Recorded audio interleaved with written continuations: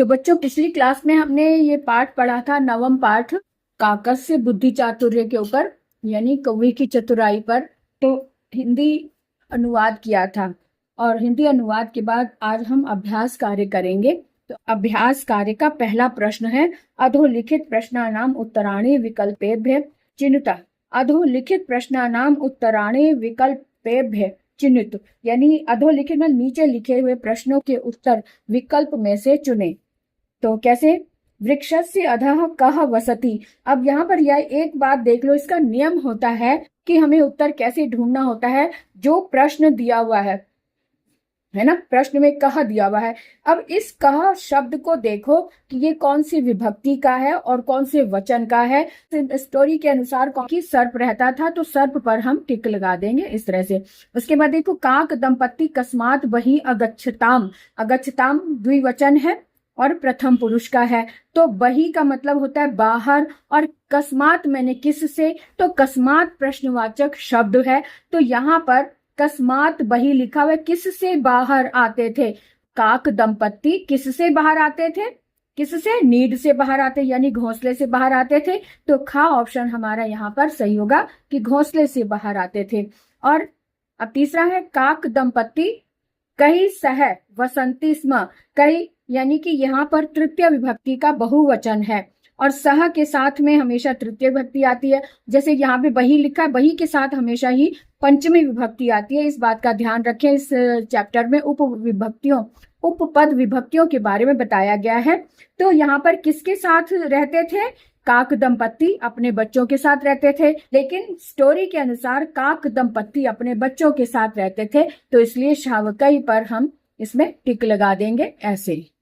ठीक है, अब आते हैं चौथे प्रश्न पर। प्रश्न बता रहा है कि नृपः कुत्र स्नातुम आगच्छत। जो राजा थे वहां कहाँ स्नान के लिए आया?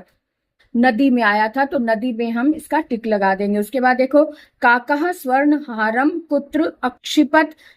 काक यानी कौवा, स्वर्ण हार कहाँ? काक ने, कौवे ने सोने का हार कहाँ गिराया? बिल में गिरा दिया था, है ना। तो बिले वृक्षे नीड़े नहीं, बिल में गिरा दिया था, इसलिए हम बिल में टिक लगा देंगे। अब आगे देखिए, नेक्स्ट प्रश्न क्या कहता है। अगला प्रश्न है, केन कठिनम अपि कार्यम संभवम भवति। यहाँ पे दिया हुआ अधोलिखित प्रश्नानाम उत्तराणि पूर्ण वाक्येन दीयताम। पूर्ण वाक्य में उत्तर देना है। यहाँ पर भी सबसे अधिक ध्यान देना है प्रश्नवाचक शब्द पर। प्रश्नवाचक शब्द के स्थान पर हमने एक शब्द और जोड़कर वाक्य को पूरा कर देना होता है। तो केन में तृतीय विभक्ति किम सर्वनाम में लगा है, तो और केन तृतीय विभक्ति एक वचन है, तो केन के स्थान पर हम यहाँ पर उसके स्थान पर वो शब्द लगाकर बाकी ये सेम शब्द उसके साथ जोड़ देंगे, क्योंकि पूरा वाक्य लिखना है। तो केन यानी किसके द्वारा कठिन से कठिन कार्य भी संभव हो जाता है, तो बुद्धि चातुर्येण आ जाएगा। तो यहाँ पर हम लिख देंगे बुद्धि चातुर्येण, है ना, और बाकी सेंटेंस हम उसके साथ लिख देंगे बुद्धि चातुर्येण कठिनम अपि कार्यम संभवम भवति। ठीक है। उसके बाद देखो, दूसरा प्रश्न में, काक दंपत्ति किम अर्थम दुखितौ आस्ताम। किम अर्थम मतलब किस लिए। इस प्रश्न के आधार, इस शब्द पर हमने उत्तर देना है। बाकी वाक्य तो हम वैसे ही लिखेंगे, लेकिन इसके स्थान पर हम सही उत्तर लिख देंगे। क्या लिख देंगे? किसके लिए दुखी थे? शावकों के लिए दुखी थे। तो शावकों के लिए चतुर्थी भक्ति है, तो शावकेभ्य आ जाएगा। तो काक दंपत्ति शावकेभ्य दुखितौ आस्ताम, है ना, तो इस तरह से आ जाएगा। उसके बाद देखो, काकी किम अवदत। काकी ने क्या कहा? तो क्या कहा था? काकी ने दत्त, काकी अवदत्त, फिर आगे इन्वर्टेड कॉमा में अलम शोकेन, क्योंकि अलम के साथ में तृतीय भक्ति आती है, इसलिए किम के स्थान पर आ जाएगा अलम शोकेन। अब आगे देखिए, नेक्स्ट प्रश्न पर क्या है। प्रश्न है, सैनिकाः स्वर्णहारम परितः किम अर्थम अतिष्ठन। किम अर्थम यहाँ पे किस लिए बैठे थे? सैनिक सोने के हार के चारों ओर किस लिए बैठे थे? रक्षा के लिए बैठे। रक्षितुम शब्द लगाकर बाकी सारे शब्द वैसे ही लगा देंगे। कैसे? उसके बाद देखो, राजा किम आदिशत। राजा ने क्या आदेश दिया? तो राजा ने बिलम खंतुम आदिशत। मेन क्या है? बिलम खंतुम ये उत्तर था, है ना। तो राजा बिलम खंतुम आदिशत, बिल खोदने का आदेश दिया। ठीक है, अब इसके बाद देखो, ध्यान से देखो कि प्रश्न निर्माण हमें कैसे करना चाहिए। ये हमेशा के लिए है, कहीं पर भी प्रश्न निर्माण हो आप इसको अच्छे से समझ सकते हैं। इसका क्या तरीका क्या होता है, इसका नियम क्या होता है, इस पर ध्यान देना। प्रश्न निर्माण में हमेशा एक शब्द के नीचे अंडरलाइन किया हुआ होता है, तो अंडरलाइन वाले शब्द को देखो कि ये कौन सी विभक्ति और कौन से वचन का है ना। तो उसी विभक्ति और उसी वचन के किम सर्वनाम के शब्द को हमने इसके स्थान पर लगा देना होता है। तो शावकई सह अवसताम, यानी काक दंपत्ति शावकई सह अवसताम, यानी काक दंपत्ति शावकों के साथ रहते थे। और प्रश्न क्या बनेगा, किसके साथ रहते थे, तो किसके साथ में, और बहुवचन है और यह तृतीय विभक्ति का है। तो किम सर्वनाम के पुल्लिंग के तृतीय के बहुवचन का रूप बनता है कई। तो हम लिख देंगे काक दंपत्ति कई सह अवसताम। तो कई सह, कई क ये वाला, ये इतना हिस्सा आ जाएगा, कई सह अवसताम। उसके बाद वृक्षस्य, यहाँ पे वृक्षस्य पर अंडरलाइन किया हुआ, यानी कि यहाँ पे षष्ठी विभक्ति एक वचन है, तो यहाँ पर कस्य आ जाएगा। कस्य अधः एकः सर्पः अस्ति, यानी किसके नीचे एक सर्प रहता था। उसके बाद देखो सर्पः शावकान, शावकान शब्द दिया हुआ है अंडरलाइन में। शावकान में विभक्ति है द्वितीय और वचन है बहुवचन, तो बहुवचन में कान लगा हुआ है, तो किम सर्वनाम में भी कान आ जाएगा। तो सर्पाः कान भक्ष्यति स्म, क्योंकि किम सर्वनाम में भी आ जाता है ना, कम कौ कान, तो कान आ जाएगा यहाँ पर। उसके बाद देखो राजपुत्र बिलम खंतुम आदिशत, तो राजपुत्र यहाँ पर अंडरलाइन किया हुआ, यानी इसके स्थान पर हमें किम सर्वनाम का शब्द लगाना है और प्रश्नवाचक बनाना है। तो राजपुत्र पुल्लिंग है ये, और एक वचन है प्रथमा विभक्ति, प्रथमा विभक्ति का एक वचन है, तो इसके स्थान पर आ जाएगा कह। कह बिलम खंतुम आदिशत, बिल खोदने का आदेश किसने दिया, है ना। यहाँ पर कह, इसके स्थान पर कह आ जाएगा, बाकी वाक्य वैसे ही आ जाएंगे। इसके बाद देखो सैनिका सर्पम अमार्यत, सैनिकों ने सर्प को मारा, तो सर्प के स्थान पर हम आ जाएगा कि यहाँ पे द्वितीय विभक्ति एक वचन है, तो इसके किम सर्वनाम को भी हम लगा देंगे, तो कम आ जाएगा क्योंकि ये पुल्लिंग रूप है। तो सैनिकाः कम अमार्यत, सर्पम के स्थान पर कम आ जाएगा, बाकी सब वैसी सेंटेंस हो जाएगा। चौथे प्रश्न में दिया हुआ है मंजूषायाः उचित पदम चित्वा रिक्त स्थानानि पूर्यत, यानी कि जो कॉलम दिए हुए हैं इसमें से छांटकर हमें शब्द को इसमें खाली स्थान में भरना है। तो क्या क्या भरना है, यहाँ पर भी हमें ध्यान देना है कि विभक्ति को ध्यान में रखते हुए इन शब्दों को भरना है। तो यहाँ पर दिया हुआ, पहले में दिया हुआ है त्वम, त्वम आगच्छसि, यानी तुम, आगच्छसि का मतलब है आते हो, तो कहाँ से आते हो, अब ये देखना है कि कहीं से तो आएंगे ना। तो पुत्राय, पुत्र के लिए नहीं, कहीं स्थान ही होगा, इसका मतलब पुत्राय तो नहीं हो सकता, ग्रामात हो सकता है, नेत्राभ्याम नहीं हो सकता, भिक्षुकाय भी नहीं हो सकता, वृक्षात भी हो सकता है, लेकिन वृक्ष तो कोई स्थान, ये तो पेड़ है, पेड़ से थोड़ी आएगा। तो तुम ग्रामात, गांव से आते हो, तो यहाँ पे ग्रामात शब्द आ जाएगा, गांव। ठीक है, यहाँ पे हम लिख देंगे ग्रामात। उसके बाद मोहना भोजनम यच्छति, यच्छति का मतलब होता है मांगता है, तो मोहन भोजन मांगता है, तो किसके लिए मांगता है, तो यहाँ पे किसी व्यक्ति के लिए आना चाहिए और चतुर्थी विभक्ति का होना चाहिए।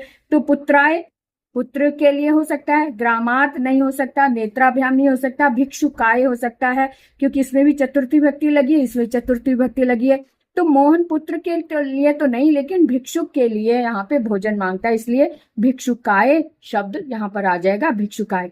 अब आगे देखो फलानी पतंती, अब फल गिरते हैं, कहाँ से गिरते हैं, फल से, फल तो पेड़ों से गिरते हैं, इसलिए इन शब्दों में से हम देखेंगे वृक्षात, पंचमी विभक्ति है क्योंकि फल अलग होकर दिखता है, अलग होने का अर्थ है वृक्षात फलानी पतंती, वृक्ष से फल गिरते हैं।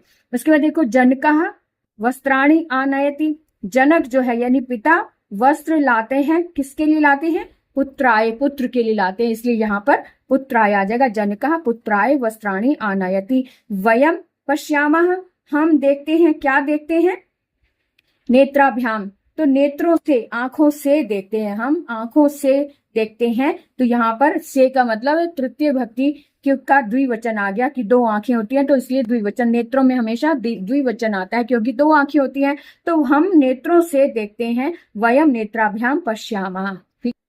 पांचवें में दिया हुआ है कोष्ठ के प्रदत्ते कोष्ठक में यानी ब्रैकेट में दिए हुए शब्दों के साथ उचित विभक्तम योजित्वा रिक्त स्थानानि पूर्यत, उचित विभक्ति जोड़कर रिक्त स्थानों को पूरा करो। तो कैसे, अहम भोजनम यच्छामि, तो मैं भोजन मांगता हूं, किसके लिए, अब याचक शब्द दिया हुआ ब्रैकेट में। अब भोजन हमेशा मांगने के अर्थ में हमेशा चतुर्थी विभक्ति लगती है, तो इसमें चतुर्थी विभक्ति लगाकर हम याचकाये, अहम याचकाये भोजनम यच्छामि, है ना। अध्यापकः क्रुध्यति, और क्रुद्ध शब्द जहां आता है चतुर्थी विभक्ति आती है, तो इसलिए छात्रों पर, क्योंकि सभी छात्रों पर क्रोध करते हैं ना, तो अध्यापक छात्रेभ्य शब्द आ जाएगा, अध्यापकः छात्रेभ्य क्रुध्यति आ जाएगा, ठीक है। उसके बाद देखो पिता विना न गच्छति, अब विना जहां होता है वहां पर तृतीय विभक्ति आती है, तो पिता के बिना ना गच्छति नहीं जाता, तो पुत्र दिया हुआ, इसका मतलब पुत्रेण शब्द आ जाएगा, पिता पुत्रेण विना न गच्छति, है ना, क्योंकि यहाँ एक पुत्र के बिना, तो पुत्रेण एक वचन आ जाएगा।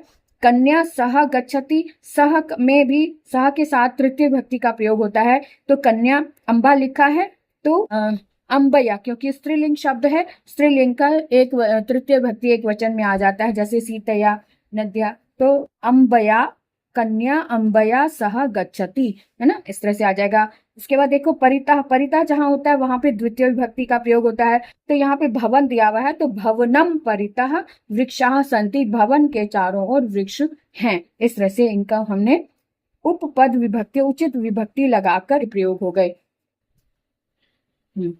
इसमें दिया हुआ है अधोलिखित वाक्यानाम संस्कृत भाषायाम अनुवादम कुरुत, तो विद्यालय के बाहर मंदिर है, और हमने पढ़ा था कि बही जहां लिखा होता है वहां पे पंचमी आती है, तो विद्यालयात बही, देवालय, मंदिर को बोलते देवालय, तो विद्यालयात बही देवालयः अस्ति, है ना, देवालय अस्ति हो गया।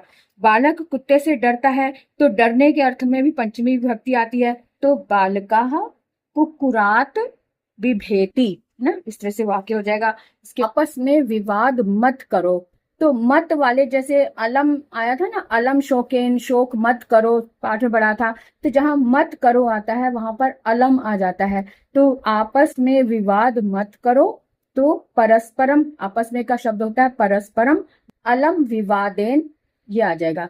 उसके बाद देखो मैं पुस्तक के बिना कैसे पढ़ूंगा, तो बिना जहां आता है वहां भी तृतीय विभक्ति आती है, तो मैं अहम पुस्तकेन विना, कैसे का मतलब कीदृशम, कैसे पढ़ूंगा, यहाँ पे भविष्यकाल यानी कि लिट लकार आ जाएगा, तो पढ़ूंगा, और उत्तम पुरुष का एक वचन आ जाएगा, तो पठिष्यामि, अहम पुस्तकेन विना कीदृशम पठिष्यामि, किस तरह से पढ़ूंगा, ठीक है। उसके बाद देखो पिता पुत्रियों को स्नेह करते हैं, तो को जहां स्नेह आता है वहां पे द्वितीय विभक्ति आती है, तो जनका, वो बहुवचन का ही होगा, पुत्री ही लिखकर और ये विसर्ग लग जाएगा, पिता पुत्री स्नेहयति, ये वाक्य आ जाएगा स्नेहयति, ठीक है।